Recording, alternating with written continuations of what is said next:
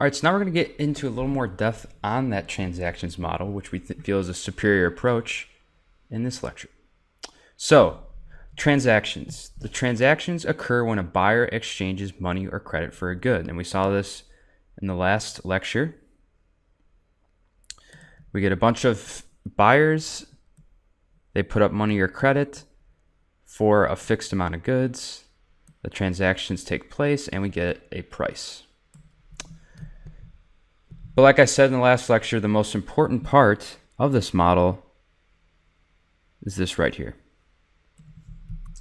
Okay, now you can either pay money for a good or you can pay credit for a good. So when you pay money for a good, you take out dollars from your pocket and you exchange it for your good.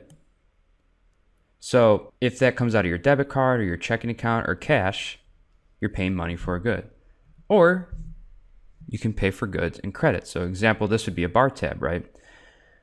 You get a beer, he starts a tab, and you're left with a debt, which is promise to pay. Now this is way different than giving him cash. You basically gave him a promise, right? That's a lot different than giving him cash for that beer. Now what's really important is credit vastly dominates our economy, and most people don't know this, but most buying is done with credit, not money.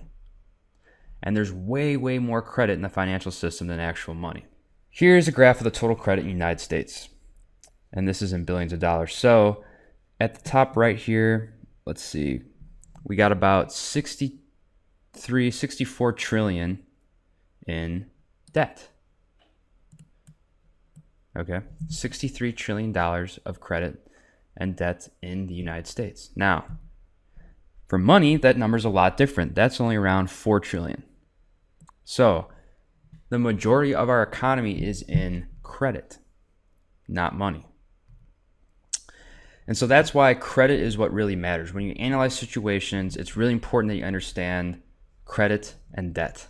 Whether it is a country, how much in debt that country is, or a company, credit is what really matters. And the amount of credit, and since the amount of credit vastly outweighs the amount of money, credit expansions and contractions are what really drive the business cycle and economy. And that's why we get these boom-bust scenarios. It's because when people overextend themselves and promise too much and then don't deliver, people get squeezed and then the economy falls back down into a bust. And then when we're in a boom time, people are feeling really good about themselves. Everyone's trusting each other's promises, and we tend to pull forward future consumption in the form of credit and create that boom. So it's very important that we understand the difference between credit and money.